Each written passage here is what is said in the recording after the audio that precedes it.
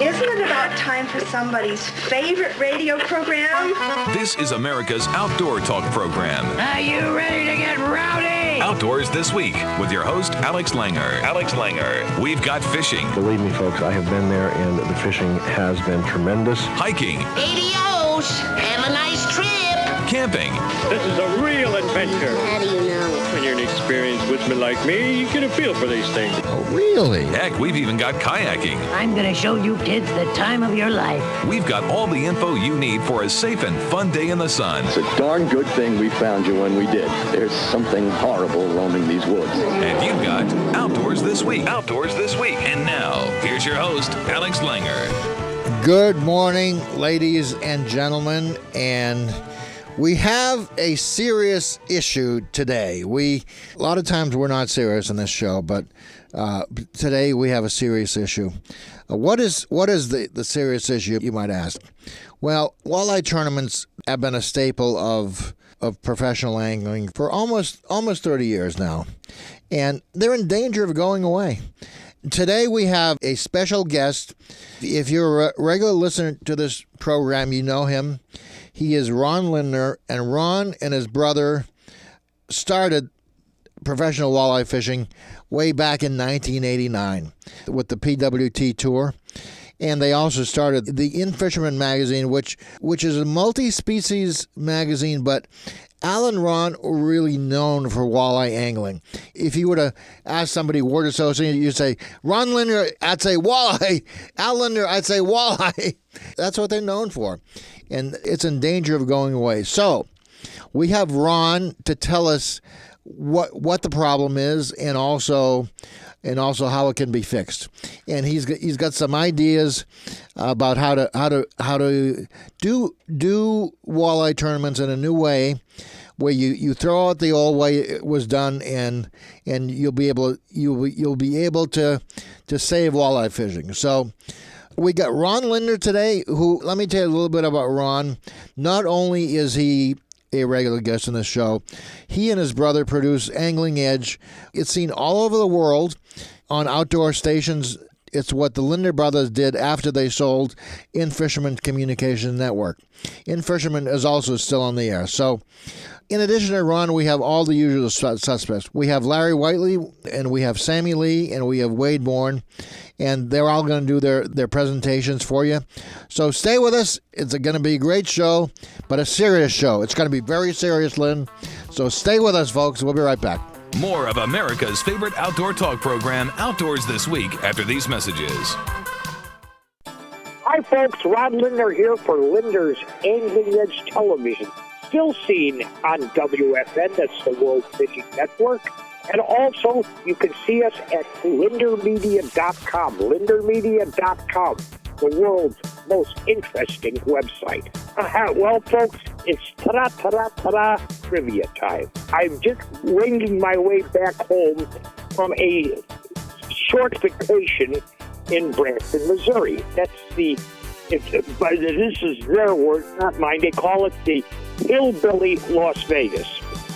We shot the entire walleye, the end of the FLW Walleye Championship tournament in the Quad Cities along the Mississippi River, which was the final and last tournament to ever be run by the FLW, the walleye tournaments. They're going into strictly bass. But at any rate, after that, I met my brother and sister-in-law, and we decided and I had my wife with me, so we took a little side vacation to Branson, Missouri, which I told you is gingerly called the Hillbilly Las Vegas. And, of course, we saw about 10 shows down there, just magic shows. And one of them is called the Legends Tour. And, of course, these are all imitators. They had all the ones that you would possibly imagine, including, of course, Elvis. And each person came up on the stage and did their thing. They had Whitney Houston passed away. They did a ode to her. And then they had a number of other ones as well. One of them was the Blues Brothers.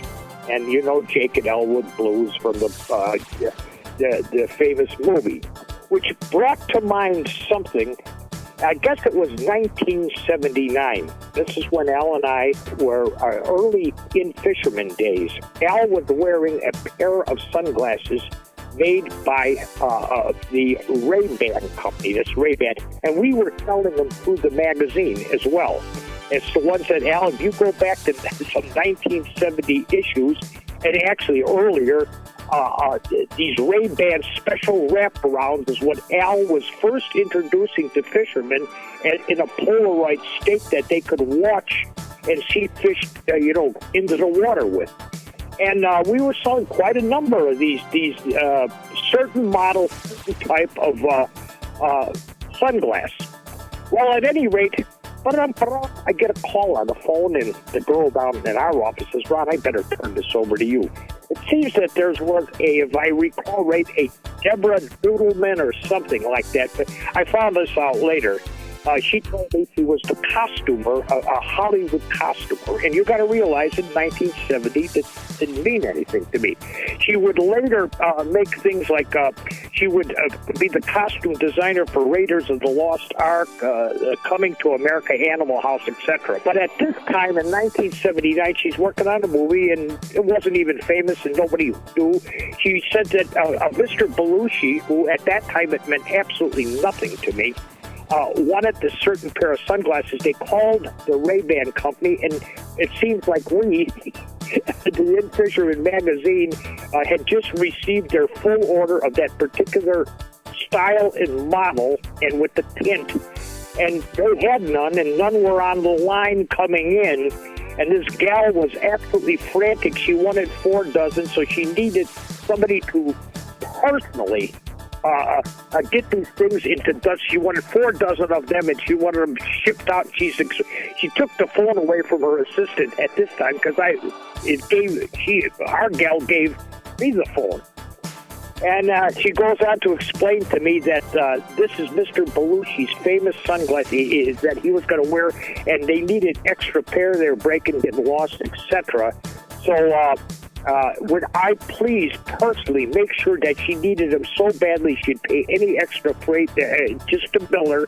That was a Deborah Noodleman from the production company. So I went downstairs and personally took the sunglasses, put them in a box, made sure that the number was there. I took the number myself. I recall 1979, or was it 80? Right in that era.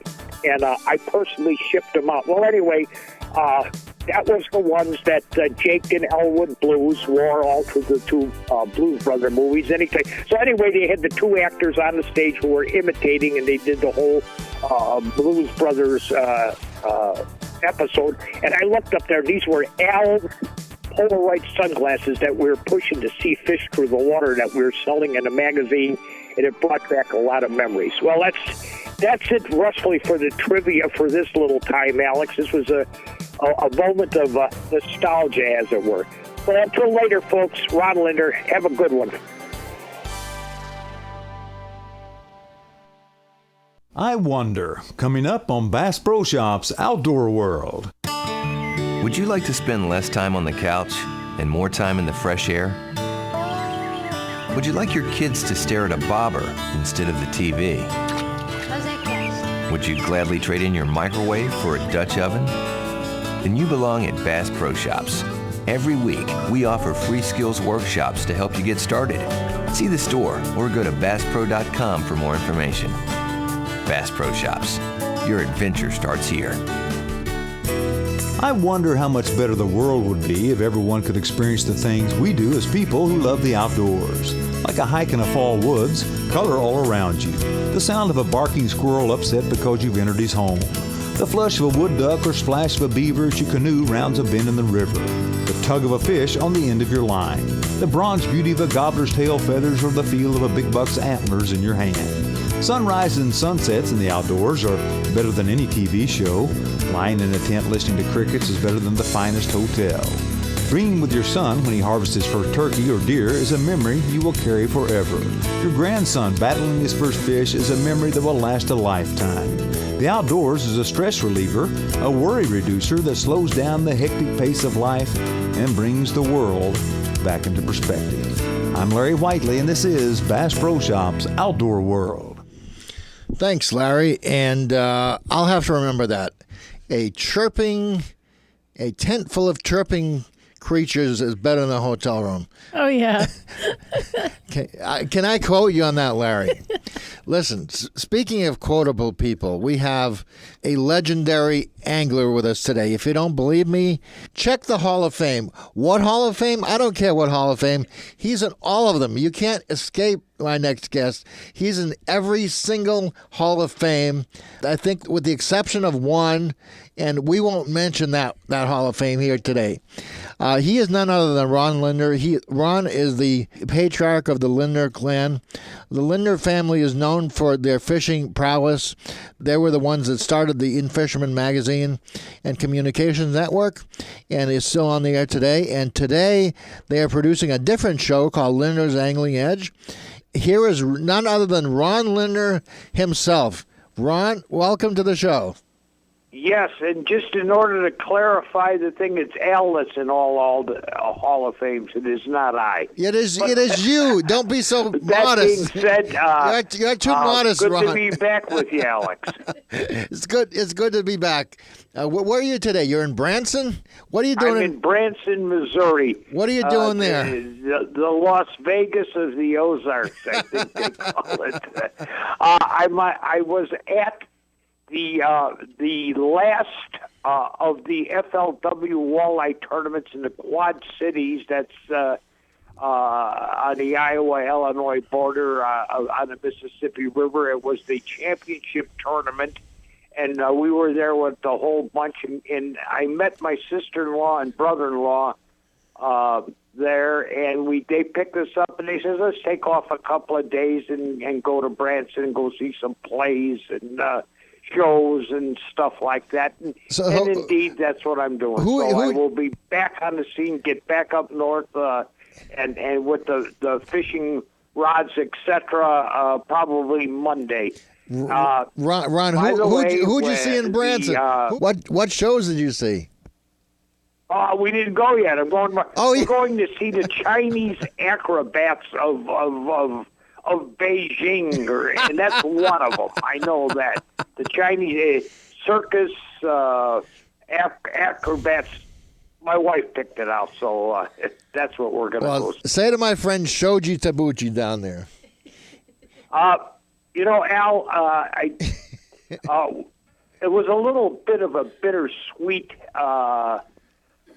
goodbye we had at that tournament. FLW has now canceled their professional walleye tournaments.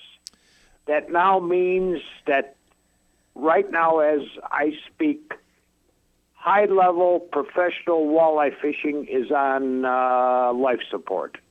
So slow drip. So there's a few people talking about maybe doing something, and that's to be seen. They are canceling the Walleye magazine. You know that the form when I owned the Walleye Insider. Yes, shut down the PWT. That's the Professional Walleye Trail, and they closed the Walleye Insider, which was their magazine. Well, the FLW is going to cease publication of the Walleye magazine, which was getting really quite good. You and your brother Al started the Walleye tournament circuit, didn't you? Put it this way. The MWC, which was a minor league kind of operation, preceded us, and there was an ill-fated thing called the Mannion Tournament that really was, they just screwed it up royal, and it just fell apart, and the money went away, and things like that. That preceded us, and that's what almost induced us to try to do what we did way, way back in 1989. That's the first. Now, there were a few attempts at big money walleye tournaments. In fact, Al and I won one of the first ones, which was called the Silver Line Tournament. Yeah. But that was a one-time event. As far as a tour was concerned, the Mannion, the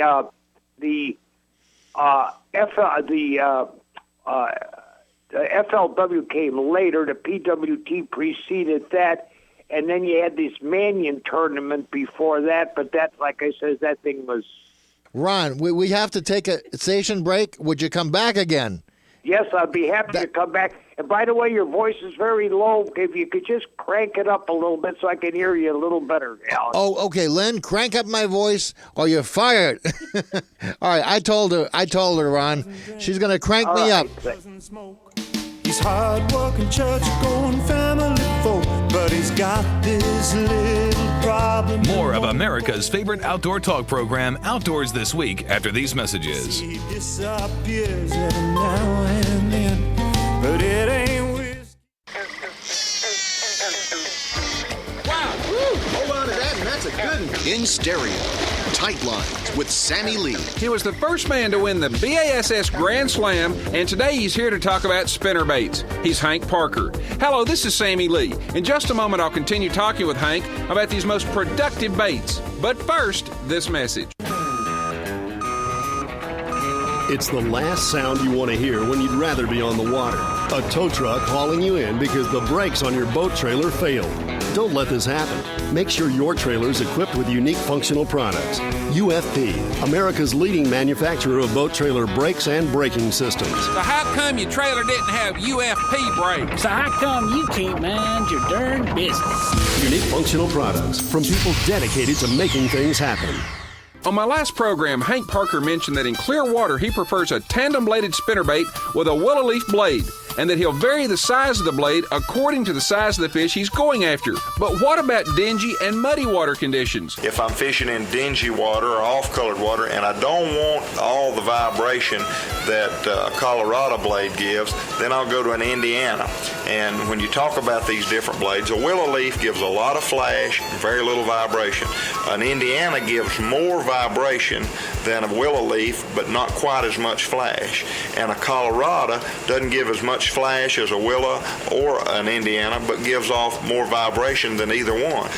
It really takes one little blade size or a little different color, a little variation in your presentation, and just sometimes things are working right and you come up with that right little combination. It makes a difference. The majority of the time it's not like that. If you find the area and make a good cast with your spinnerbait, regardless of what your blade combination is, most of the time that's effective. But there are exceptions to those rules, and of course when you're competing and you got the kind of fishermen that are on the pro circuit that are competing against, that one extra fish may make all the difference in the world. So I don't want to sound out over the radio all the people that may be listening to the show today and think, God, if I got to go through all that, I'm never going to throw a spinnerbait. No, that's not the way it is at all. That one little fish will make the difference in a tournament like we have. So, but there are times that a little combination makes a big difference. Hank Parker will talk about the importance of spinnerbait blades and how to know which ones to use at which time on my next program. I'm Sammy Lee, and until next time, Tight Lines. Tight Lines, brought to you by HuntMate, the best hunting app for your iPhone. By UFP, America's leading maker of brake systems for boat trailers. And by Smart Baits, color changes everything. Holiday cheer is near. Get the perfect gift for your favorite fisherman online at tightlinesradio.com. Thanks, Sammy Lee. Lynn, Sammy is the MC at the Bass Fishing Hall of Fame. I think that's the only one that Ron's not in. So I think I'll just talk to Sammy and Ron will be in. There you go. Just one word and he'll be in. That is correct. Let me introduce you, Ron. Ron Lindner, he's a living legend. He's the patriarch of the Lindner clan, and he is with us today from Branson, Missouri. Ron, can you hear me better? Very good. Very good. Great. Loud and clear. All right, so whatever Lynn did, it works, and her job is saved. Ladies and gentlemen, Yay. Lynn's job is saved. Hey. All right, Ron, you were talking about walleye tournaments and how they're ending. Well, I hope not ending. I used the word life support. A lot of things, something is going to happen. You do have an Ames circuit, which is an owner circuit that's doesn't do that well. They have some tournaments, but the participation even among the owners isn't there. What we need, Al, let me put it this way, Al.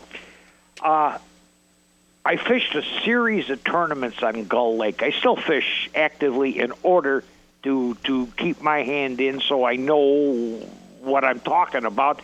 and that I meet with the anglers on the circuit, so I could talk intelligently. So I do fish a number of circuits, a number of tournaments. None of them are big. There's like there's a Skeeter National and little regional stuff. And actually, 4 of these tournaments were on my lake, the lake I happen to live on. And if I can do that, I don't have to work. So, make a long story short, I started out with a second in the first one, and I bombed in the next 3. I mean, I had a 22nd, 16th, a 24th. I live on the lake, and there is no way that in the past I used to be in the top 5. I mean, I expect to be there.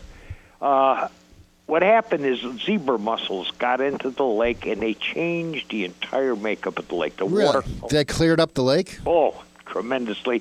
And with the clearing up of the lake, the weed growth patterns. Yeah. The patterns of weed growth and have changed immensely. You've got big,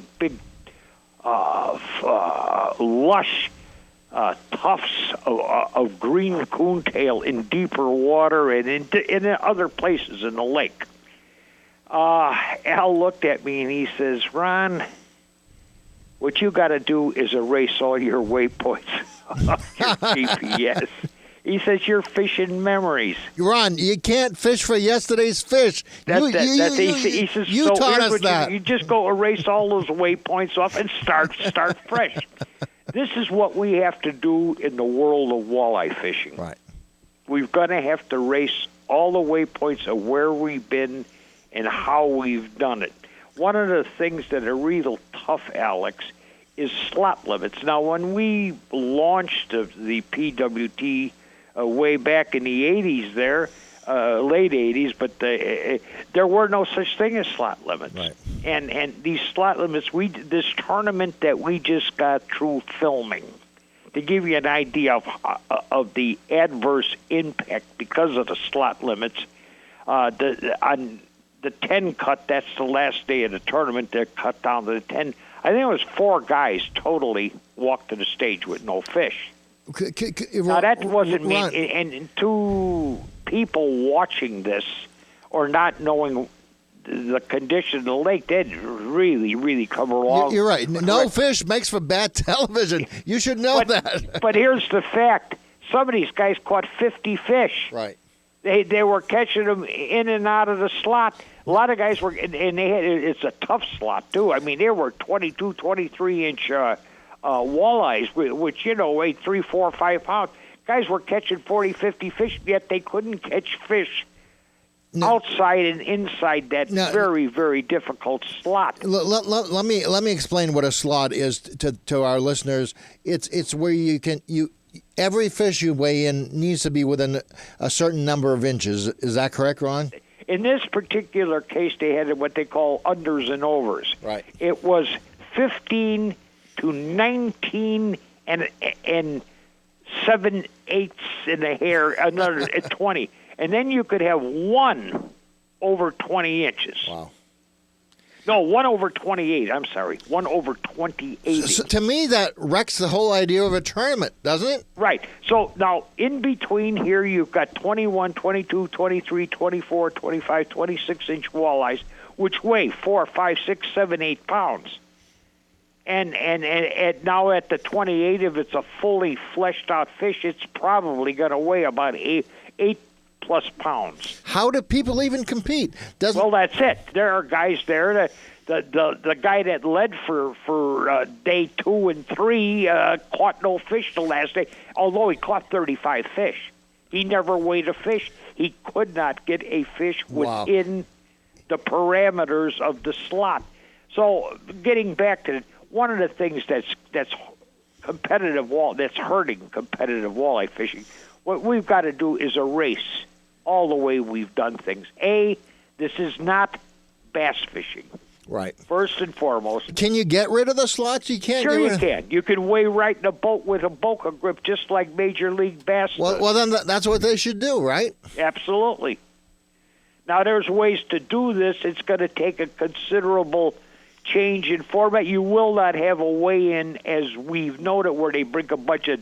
And the worst part of it is most of the time a lot of times walleyes, unlike bass, are caught out of very deep water. Right, and they don't really survive. That's correct. After the weigh-in. They come up with a basket. They put them up on the scale there, and you see a bunch of. And actually, they in the particular FLW anyway. They've got a big clear tank where they weigh them in there, and all you see is white bellies. Now Ron, we got to take a break, but if you would come back, we'll finish this up after this next break. All right? All right. All right, folks, come on back. We'll be back with the legend himself, Ron Lindner. I still say he's in all the bass, all the halls of fame, Lynn. He's in the Outdoors This Week Hall of Fame. That's right. He's in my personal Hall of Fame. To coast. This is Outdoors This Week with Alex Langer.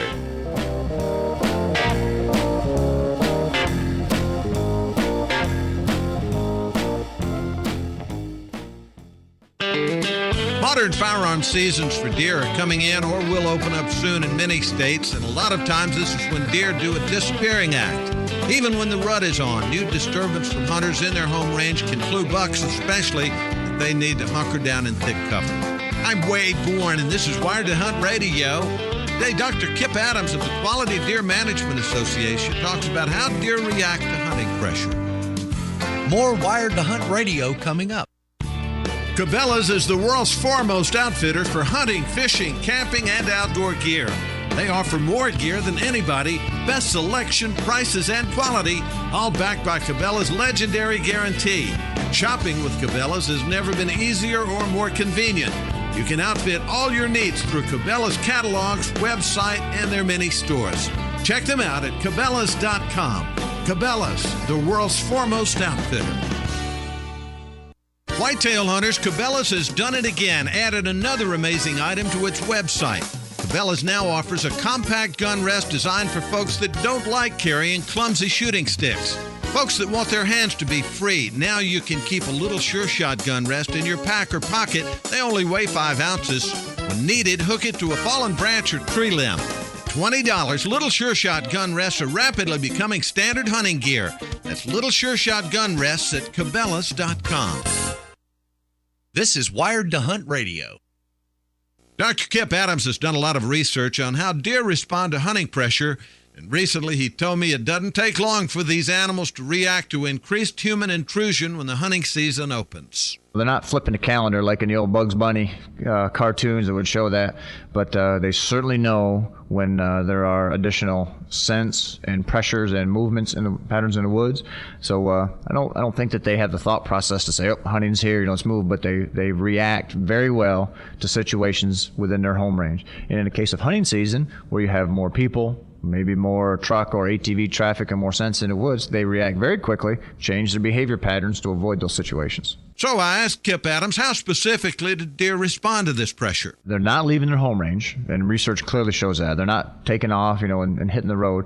They oftentimes will get into the thickest area of their home range, the most secure areas where they can avoid those dangers, whether it be humans or whatever, and just hide. And they may not move as much, particularly during the daylight hours, and just do a real good job then at hunkering down, wait until that danger is gone, move them a lot more at night, and then once that pressure has subsided for a few days, then their routines can go back to normal. That's Dr. Kip Adams of the Quality Deer Management Association.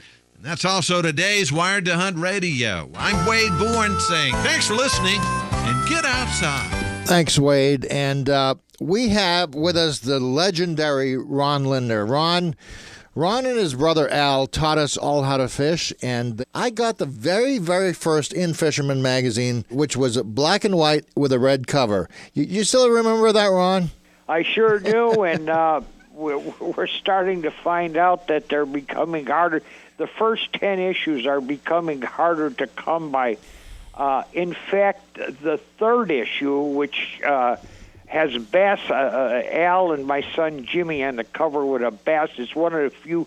We later turned to paintings by Larry Topol, Right. drawings. That's right. But some of the early issues had photos. This one has a photo of my son, my younger son, who was Al's host on Angling Edge Television's co-host. They were on the cover, and the lowest number we did a 13,000 run. That was the lowest one. So that particular issue might have gotten a little harder to come by. Later, of course, there was hundreds of thousands of them printed, Right. but that was the lowest number was 13,000. Getting back to that walleye. Ron, how are we going to save walleye tournaments? Okay. That's what I am. And are you going to get back in the saddle and save walleye I got to do something. I've got too much skin in the game, and maybe I'm going to have to work with somebody in conjunction. I don't want to sit there and single-handedly do anything anymore. And speaking of single-handedly, we termed about slot limits being horrendous, and all these lakes are slot limits now. They're all over the country. The Boga grip would solve that problem, right? That's correct. Or they got what they call CRC, catch, record, release. Right. There's methodologies to do it, and there's several ways to do this. It will preclude a weigh-in, but weigh-ins have lost their weigh-ins were old hat. Weigh-ins were 30 years ago, you know? You've got streaming video. People watch them on their computer. That's right. And you can have 1,000 cameras out on the field if you have 1,000 boats. You know what I'm saying? Yeah, it's changed. In other words, the technology has changed. Another thing that developed over the years, walleye fishing is a two-person game. Right. Because trolling is such and multiple rods in many cases, multiple rod trolling, like Lake Erie, for example, you might have 4 rods out there, and you're trolling, and it does take 2 persons to adequately run this whole complex situation. And the way they work that, of course, are pro-ams. You got a pro and an am, and it's a great way to teach people to fish. If you could, I think it costs you on some of these, it might be as $100, $150 to come in as an am. You could learn more in a weekend, 4-day weekend of fishing there than it'd take you $1,000 to some fishing school. Actually, and you're in the boat with a different pro every day. I mean, you can learn immensely, and you do 2 or 3 of those. But what I'm proposing, or I might be proposing, is probably going to short circuit that. If it will, I'm proposing that they just flat out do team tournaments. Don't even mess around.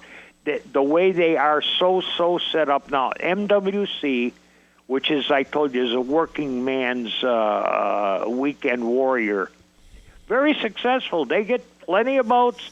The money ain't big. They get to share expenses, et cetera, and with the economically problems. But the MWC, although, like I said, the money is very, very lower compared to the pro end, nevertheless has indicated that it is preferred by people, and many of these governors' cups and these charity events that are all over the place, they all have lots of boats. A lot of people show up for them. Yep. And so if you're going to save high-level competitive walleye fishing, you got to erase all the markers. Throw away the old book.